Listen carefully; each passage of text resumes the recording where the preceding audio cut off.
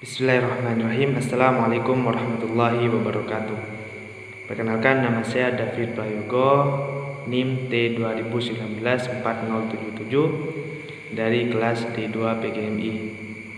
Di sini saya akan menjelaskan tentang pemikiran Islam klasik.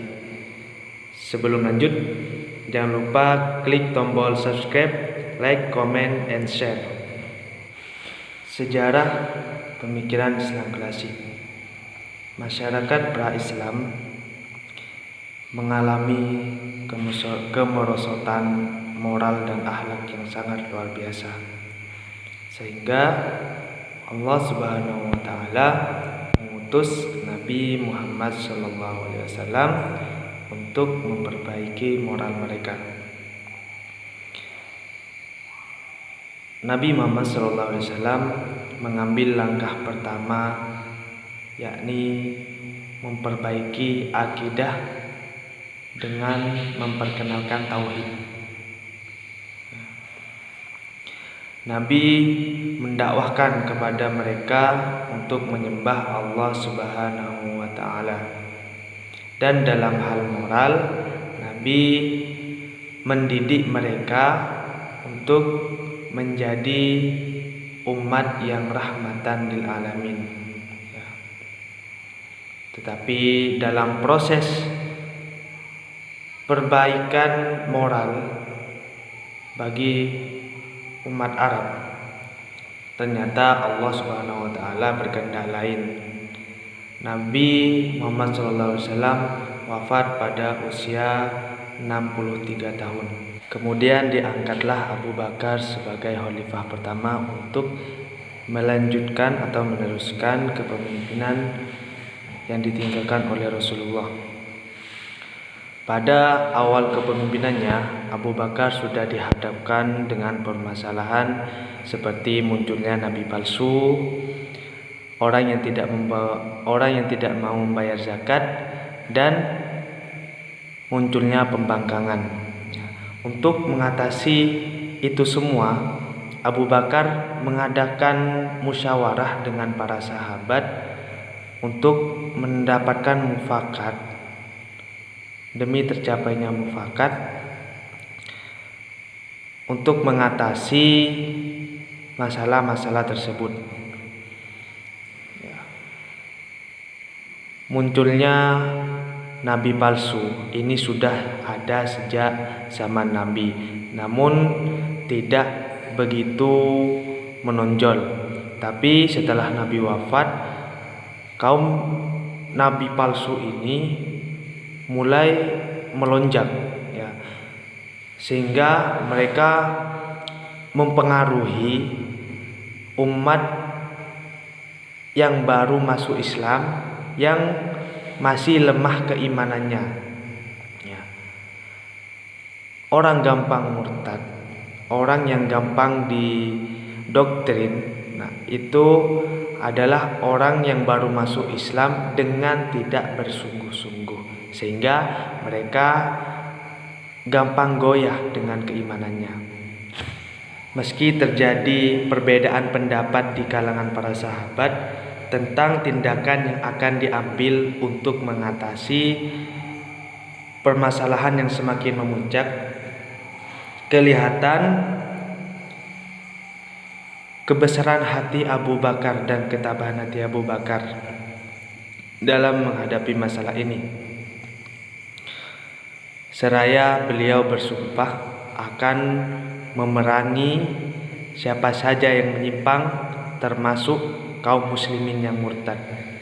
Itu menandakan bahwa Abu Bakar meskipun mempunyai sifat yang lemah lembut, beliau juga mempunyai sifat yang tegas dalam menegakkan kebenaran. Dan akhirnya Abu Bakar menyusun strategi peperangan dengan cara membagi pasukan perang menjadi 11 divisi, dan setiap divisi dipimpin oleh satu pemimpin, dan pasukan boleh memilih siapa saja yang dianggap bisa mengemban amanah dalam melakukan tugasnya.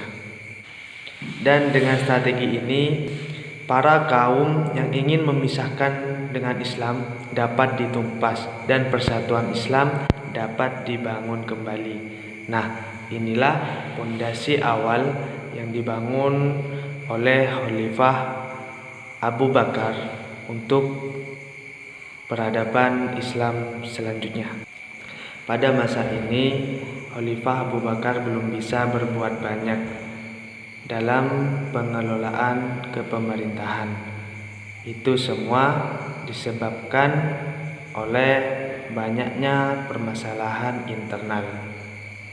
Dan bentuk pemerintahan Khalifah Abu Bakar masih sama, masih meneruskan apa yang pernah dilakukan Rasul, yaitu kekuasaan yang bersifat sentral. Pada masa ini, Khalifah Abu Bakar belum bisa berbuat banyak dalam pengelolaan kepemerintahan.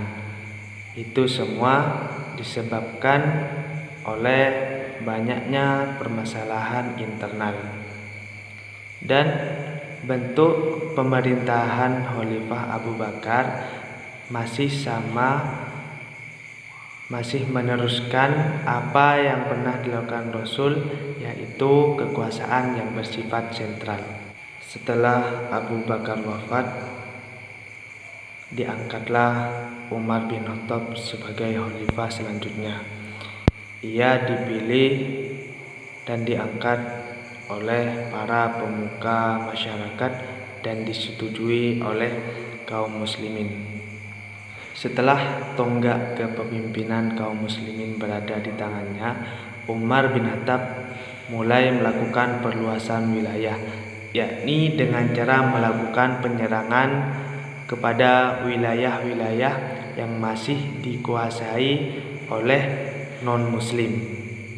Umar kemudian mengirimkan pasukan untuk menyerang Persia di bawah kepemimpinan Panglima Sa'ad bin Waqqas, dan pasukan itu berhasil merebut Persia dari kerajaan keluarga Sasan yang sudah berkuasa selama 4 abad lamanya. Umar dikenal sebagai khalifah yang menerapkan negara modern. Dia membagi negara menjadi beberapa provinsi yang berotonomi penuh, dan kepala pemerintah provinsi disebut Amir. Setelah Umar bin Khattab wafat, diangkatlah Utsman bin Affan sebagai khalifah selanjutnya. Pada masa awal kepemimpinan Utsman, Islam mengalami kejayaan berkat kelihayan Umar dalam memimpin. Tidak banyak yang dilakukan oleh Utsman bin Affan. Beliau hanya meneruskan program-program kerja yang sebelumnya dibuat oleh Umar. Pada saat pertama kali menjabat, Utsman sudah dihadapkan dengan permasalahan pemberontakan. Ada sebagian daerah yang ingin kembali ke Orde Lama, yaitu sebelum dikuasai oleh Islam. Selain itu, khalifah juga melakukan perluasan hingga wilayah lautan, sehingga membuat pasukan laut. Hal itu dianggap oleh masyarakat malah menambah beban. Dan setelah Utsman wafat, diangkatlah Ali bin Abi Thalib sebagai khalifah selanjutnya. Pada awal pemerintahan Ali bin Abi Thalib sudah muncul berbagai faksi dalam masyarakat Islam. Ada yang mendukung Ali bin Abi Thalib dan juga ada yang tidak mendukungnya. Sebagai khalifah keempat, Ali bin Abi Thalib meneruskan cita-cita Abu Bakar dan Umar. Dia mengikuti dengan taat prinsip-prinsip Baitul Mal dan memutuskan untuk mengembalikan tanah yang diambil alih oleh Bani Umayyah ke dalam perbendaharaan negara. Kebijakan Ali pada awal kepemimpinannya: memecat kepala-kepala daerah yang diangkat oleh Utsman dan mengangkat pengganti yang dipilih oleh Ali sendiri, dan mengambil kembali tanah-tanah yang diberikan oleh Utsman kepada kerabatnya tanpa jalan yang sah. Begitu juga hibah atau pemberian Utsman kepada orang lain yang tanpa alasan. Persoalan filsafat parapetik. Parapetik berasal dari bahasa pripetein yang berarti berjalan-jalan, berkeliling. Tokoh Aristoteles merupakan pencetus dari ajaran parapetik ini dengan cara mengelilingi murid-muridnya di saat mengajar. Yang berikutnya yaitu persoalan iluminatif. Iluminatif berasal dari bahasa Inggris yaitu illumination yang berarti cahaya. Aliran ini mengatakan bahwa kebenaran yang sebenarnya adalah hanya berasal dari Tuhan. Cahaya yang utuh dan murni berasal dari Tuhan pula. Yang berikutnya adalah persoalan esensialisme. Esensialisme berasal dari kata bahasa Inggris yaitu essential yang berarti inti dan isme yang berarti aliran. Aliran esensialisme merupakan aliran filsafat yang menginginkan manusia kembali kepada kebudayaan yang lama. Yang terakhir adalah persoalan eksistensialisme. Eksistensialisme berasal dari kata eksistensial yang berarti berwujud, muncul, timbul. Aliran eksistensialisme merupakan aliran yang beranggapan bahwa keberadaan sesuatu itu harus ditekankan pada apa sesuatu itu.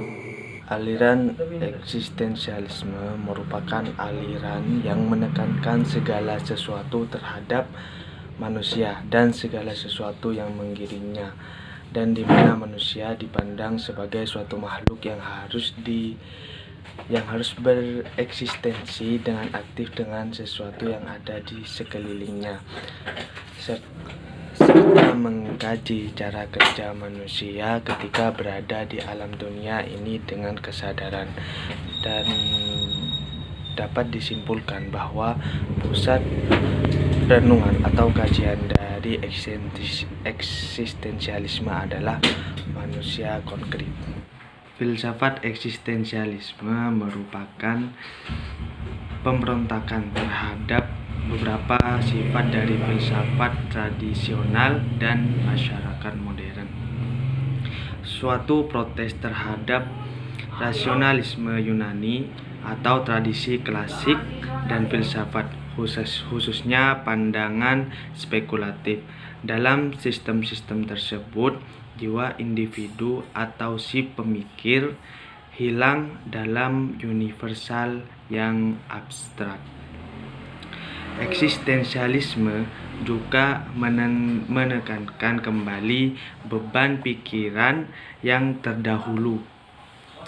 Eksistensialisme juga merupakan sebuah protes atas nama individualisme terhadap konsep-konsep akal dan alam yang ditekankan pada periode pencerahan pada abad ke-18. Eksistensialisme adalah pemberontak terhadap alam yang impersonal dari zaman industri modern atau zaman teknologi. Eksistensialisme juga merupakan protes terhadap gerakan-gerakan totaliter, baik gerakan fasis, komunis, dan lain sebagainya. Cukup sekian penyampaian tentang pemikiran Islam klasik dari saya. Kurang lebihnya mohon maaf apabila ada kesalahan tutur kata, itu murni datangnya dari saya. Dan apabila ada sesuatu yang benar, semata-mata hanyalah dari Allah Subhanahu wa taala. Kurang lebihnya mohon maaf. Wassalamualaikum warahmatullahi wabarakatuh.